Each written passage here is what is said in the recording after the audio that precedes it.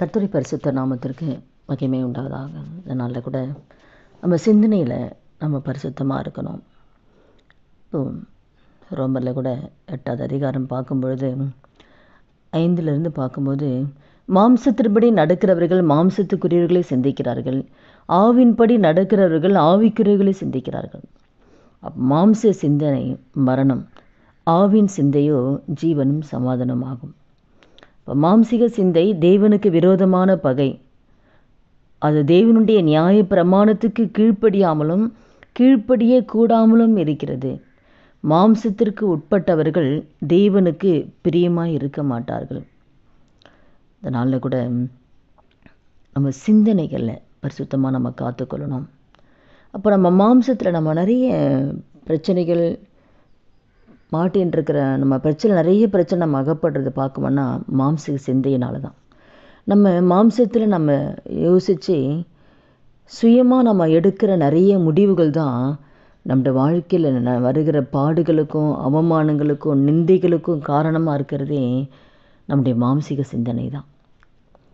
அப்போது நம்ம சிந்தனையில் அப்போது எந்த காரியம் நம்ம செஞ்சாலும் இது கர்த்தருடைய சித்தம் தானான்னு சொல்லி நம்ம ஆவியின் சிந்தை இருக்கிறவங்க ஆவியால் நடத்தப்படுறவங்க முதல்ல தெய்வ சித்தத்தை தான் பார்க்கும்.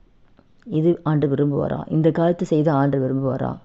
அப்போ ஒவ்வொரு காரியமும் கர்த்தருக்கு பிரியமாக இருக்குமா, இது கர்த்தருடைய சித்தம் தானா, இதில் தேவன் விரும்புவாரான்னு சொல்லி நம்ம ஆவிக்குறிகளை தான் நம்ம யோசிக்கணும்.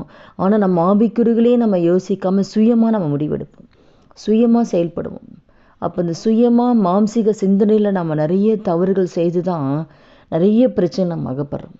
நிறைய கடன் வாங்குகிறோம், நிறைய காரியம் மாம்சத்தில் பேசுகிறோம், மாம்சத்தில் சண்டை போடுறோம், மாம்சத்தில் பண்ணுறோம். அப்போ இந்த சுயமாக நம்ம பேசுகிற காரியங்கள்னால நிறைய குடும்பங்களில் பிரச்சனைகள், போராட்டங்கள், வேதனைகள், கண்ணீர், பிரிவினை எல்லாம் பார்த்தோம்னா மாம்சத்தில் செய்கிற காரியம்தான். சுயத்தில் செய்கிற காரியம்தான். சுயமாக பேசுகிறது, மாம்சத்தில் பேசுகிறது. அப்போ அந்த மாம்சத்தினால தான் நிறைய அதுதான் மாம்சிக சிந்தனை, அது மரணத்துக்கு கொண்டு போய் விடுமா. அப்போ ஆவி எதிலுமே நம்ம எல்லாமே ஆவிக்குரிய காரியத்தில் நம்ம யோசிக்கணும். ஆவிக்குரியவன் எல்லாவற்றையும் ஆராய்ந்து நிதானிக்கிறான். எது நடந்தாலுமே இது ஏன் நடந்தது, ஆவிக்குரியவன் யோசிப்போம். இது ஏன் நடந்தது, எங்கே நம்ம தவறு செஞ்சோம், எதனாலும் இந்த காரியம் நடந்தது, அப்போ இதை சரிப்பட நம்ம என்ன பண்ணணும். அப்போ ஆவிக்குரிய காரியத்தில் தான் நம்ம யோசிக்கணுமே தவிர மாம்சத்தில் நம்ம எந்த முடிவும் எடுக்கவே கூடாது. மாம்சத்தில் நம்ம பேசக்கூடாது. மாம்சத்தில் நம்ம பேசுகிற ஒவ்வொரு காரியமும் வசனத்தை விட நம்ம பேசுகிறோமா, நம்ம பேசுகிற வார்த்தையில் ஆண்டவர் துக்கப்படுவாரா, இது ஆண்டவர் பிரியமான்னு சொல்லி நம்ம ஒவ்வொரு காரியமும் ஆராய்ந்து தான் நம்ம பண்ணணும். அதுதான் நம்ம ஆவியின் சிந்தை. நம்ம ஆவியின் சிந்தையை நமக்கு இருந்தால் நம்ம பேசுகிற எல்லாத்துலேயுமே நம்ம நிதானிப்போம். இப்போ இந்த காரியத்தை பேசினா இது கர்த்தர் விரும்புவாரா, இது ஆண்டவர் துக்கப்படுவாரா. நம்ம உடனே ஆவியின் சிந்தை இருக்கும்போது அதை நம்ம யோசிப்போம். வசனம் இப்படி சொல்லுதே, இப்படி நம்ம பேசுகிறோமே. அப்போ ஒவ்வொரு காரியமும் முக்கியமாக ஆவியின் சிந்தை ரொம்ப முக்கியம். நம்ம சிந்தனை ஜீவனும் சமாதானத்தை கொண்டு வருமா. அப்போ மாம்சிக சிந்தனை தேவனுக்கு விரோதமான ஒரு பகையா, அது நியாய பிரமாணத்துக்கு கீழ்ப்படிய விடாது. அதுதான் சொன்னது. அப்போ மாம்சத்தில் நம்ம சிந்திக்கும் போது நம்ம ஆண்டுடைய வார்த்தைக்கு கீழ்ப்படிய விடாது. அது கீழ்ப்படியாமலும் கீழ்ப்படியே கூடாமலும் இருக்கிறதா. அப்போ அந்த மாம்சத்துக்கு உட்பட்டவங்க ஆண்டவருக்கு பிரியமாக இருக்கவே மாட்டாங்க. அதுதான் கர்த்தர் சித்தமில்லாத காரியங்களை செய்ய வைக்கிறதா மாம்சிக சிந்தனை. மாம்சத்தில் செய்கிறது, மாம்சத்தில் பேசுறது, மாம்சத்தில் நடக்கிறது, அப்போ எல்லாமே கர்த்தருக்கு பிரியமில்லாத காரியங்களை செய்ய வைக்கிறதா இந்த மாம்சிக சிந்தனை. எல்லாமே முடிவெடுக்கிறது, செயல்படுறது, பேசுறது, நடக்கிறது, எல்லா முடிவுகளும் செய்யறது இந்த மாம்சிக சிந்தனை. அதை மாம்சத்தில் செய்ய வைத்து பாவத்துக்கு கொண்டு போய் விட்டுடும், அவமானத்தில் கொண்டு போய் விட்டுடும். அதனால தான் நம்ம சிந்தனை ரொம்ப முக்கியம். மாம்சத்தின்படி நம்ம எந்த காரியத்தையுமே மாம்சத்தின்படி நடக்கவும் கூடாது, மாம்சத்துக்குரியவர்களை நம்ம யோசிக்கவும் கூடாது. நாளில் கூட இந்த வார்த்தை கேட்குற நம்ம ஒவ்வொருத்தர் வாழ்க்கையில் இதை சுத்திகரிக்கிறோம். ஏன்னா புதிய வருடத்தில் அடியெடுத்து வைக்கிற நம்ம வாழ்க்கையில் நம்ம சிந்தனை எப்படி இருக்குது, நம்மை நாமே ஆராய்ந்து பார்க்கணும். மாம்சத்தின் கிரியைகளில் கூட பார்க்கும் பொழுது விபச்சாரம், வேசித்தனம், அசுத்தம், காம விகாரம், விக்கிரக ஆராதனை, பில்லி சூனியம், பகைகள், விரோதங்கள், வைராக்கியங்கள், கோபங்கள், சண்டைகள், பிரிவினைகள், மார்க்க பேதங்கள், பொறாமைகள், கொலைகள், வெறிகள், களியாட்டுகள் முதலானவைகளே மாம்சத்தின் கிரியைகள். இப்படிப்பட்டவைகளை செய்கிறவர்கள் தேவனுடைய ராஜ்யத்தை சுதந்திரிப்பது இல்லை என்று முன்னே நான் சொன்னது போல இப்போது உங்களுக்கு சொல்லுகிறேன். அப்போ இந்த மாம்சத்தின் கிரியைகள் இதை நம்ம பார்க்கும் பொழுது இந்த கோபம் வர வைக்கிறது மாம்சத்தில் தான், சண்டை போட வைக்கிறது, பிரிவினை, பொறாமை, மற்றவங்க மேலே பொறாமைப்படுறது, இப்படிப்பட்ட இந்த பாவங்கள்லாம் எதில் வருதுன்னா மாம்சத்தில் தான் நம்மளை செய்ய வைக்கும். அதே மாம்சத்துக்கு ஆப்போசிட் என்னன்னா ஆவியின் சிந்தை. ஆவியின் சிந்தை தான் ஜீவனையும் சமாதானத்தை கொண்டு வரும்.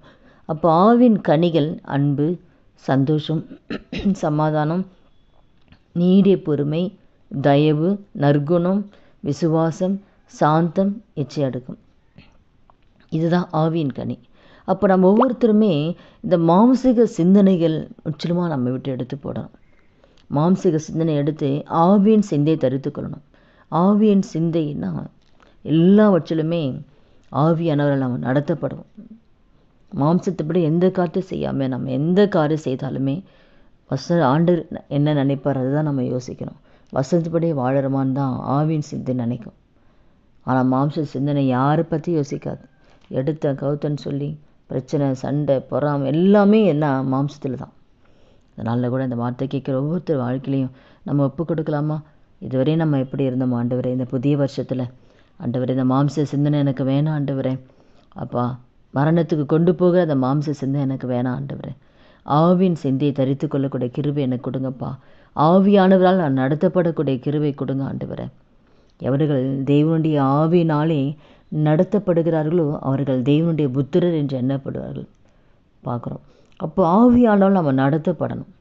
அப்போ ஆவியின் சிந்தை இருந்தால் தான், ஆவியால் நடத்தப்பட்டால் நம்ம ஆவியின் சிந்தையில் நம்ம தரித்து கொள்ள முடியும். அப்போ இந்த நாளில் கூட இந்த வார்த்தையை கேட்குற ஒவ்வொருத்தர் வாழ்க்கையில் நம்ம சிந்தனைகளை ஆண்டவருக்கு ஒப்பு கொடுக்கலாம். ஆண்டவரே இனி ஆண்டவரே நம்ம மாம்சத்தில் எந்த காரியத்தை நான் செய்ய மாட்டேன், மாம்சத்தில் பேச மாட்டேன், மாம்சத்தில் எந்த முடிவெடுக்க மாட்டேன். ஏதாவது ஒரு முடிவெடுத்தால் கூட நம்ம மாம்சத்தில் முடிவெடுத்து தான் நாளைக்கு அதனால் பல வேதனைகள், அவமானங்கள் நம்ம சந்திக்கிறோம். எல்லா காரியமே நம்ம ஒரு திருமணம் சரி, ஒரு படிப்பு, நிறைய காரியம் நம்மளே முடிவெடுத்துடுறோம். அது கர்த்தருடைய சித்தத்தை கேட்டு நம்ம முடிவெடுக்காதனால தான் நிறைய குடும்பத்தில் பிரச்சனை, போராட்டம் எல்லாம் பார்த்தோம்னா மாம்சத்தில் செய்கிற காரியங்கள் தான். அப்போ இந்த சிந்தனை ரொம்ப முக்கியமானது. ஒவ்வொருத்தர் வாழ்க்கையிலையும் இந்த சிந்தனை முக்கியமானது. இந்த மாம்சிக சிந்தனை எனக்கு வேணாம் ஆண்டவரே, கேடான சிந்தனை வேணாம் ஆண்டவரே, திருக்குள்ள சிந்தனை வேணாம் ஆண்டவரே, இந்த மாம்சத்தின் சிந்தனை வேணாம் ஆண்டவரேன்னு சொல்லி, இந்த மாம்ச இச்சைகள் வேண்டாம் ஆண்டவரேன்னு சொல்லி இதனால் நம்ம ஒப்பு கொடுக்கலாமா? ஆவின் சிந்தையை தரித்து கொள்ளக்கூடிய கிருபை கொடுங்கன்னு சொல்லி ஜெபிக்கலாமா? துதிகள் மத்தியில் வாசம் செய்ய நல்ல தகப்பனே, இயேசுவின் நாமத்தில் நம்முடைய சமூகத்தில் வருகிறோமா? 14 ஆண்டவரே, எங்களையும் இந்த வார்த்தை கேட்குற ஒவ்வொருத்தரும் இந்த கரத்தில் ஒப்பு கொடுக்குற ஆண்டவரே, இந்த புதிய வருடத்தில் அடியெடுத்து வைக்கிறேங்க ஒவ்வொருத்தர் வாழ்க்கையிலையும் இந்த மாம்சத்தின் கிரைகள் வேண்டாம் ஆண்டவரே. மரணத்துக்கு கொண்டு போகிற மாம்ச சிந்தனை வேரோடு கத்திர எடுத்து போடுங்கப்பா. இப்பொழுது டேடி இப்படி வல்லமை இறங்கட்டுமாப்பா. வேரோடு முற்றிலுமாய் கத்திர அழித்து போடுங்க ஆண்டவரே. ஆவியானவரை உண்மை துக்கப்படுத்துகிற அந்த மாம்சிக சிந்தனை வேண்டாம் ஆண்டவரே. இனி புதிய வருடத்தில் மாம்சத்தில் எந்த காத்து நாங்கள் செய்யக்கூடாது, பேசக்கூடாது, நடக்கக்கூடாது. இந்த மாம்சிக சிந்தனைகளை வேரோடு கத்திர எடுத்து போடுங்க ஏசப்பா. ஆவியானவர் ஆவியின் சிந்தையை தரித்து கொள்ளக்கூடிய கிருபை கொடுங்க ஏசப்பா. இப்பொழுது டேடி அப்பா எங்களை சுத்திகரிங்க, எங்கள் சிந்தனைகளை சுத்திகரிங்கப்பா, எங்களை பரிசுத்தப்படுத்தி ஆவியின் சிந்தையை நாங்கள் தரித்து கொள்ளக்கூடிய கிருபை ஆவியானவர் எங்களுக்கு இந்த வார்த்தை கேட்கிற ஒவ்வொருவருக்கும் கொடுத்து கர்த்தர் நடத்தும்படியாக நம்முடைய கரத்தில் ஒப்பு கொடுத்து செபிக்கிறான். ஆவியானவர் நீங்கள் நடத்துங்க, நீங்கள் போதித்து நம்முடைய சித்தத்தின் பாதனைகளை நடத்துங்கப்பா. அப்படி நீங்கள் செய்ய போகிற தயவுக்காக நன்றி செலுத்துக்கிறோம். இயேசு நாமத்தில் செபிக்கிறோம் நல்ல பிதாவே, ஆமென்.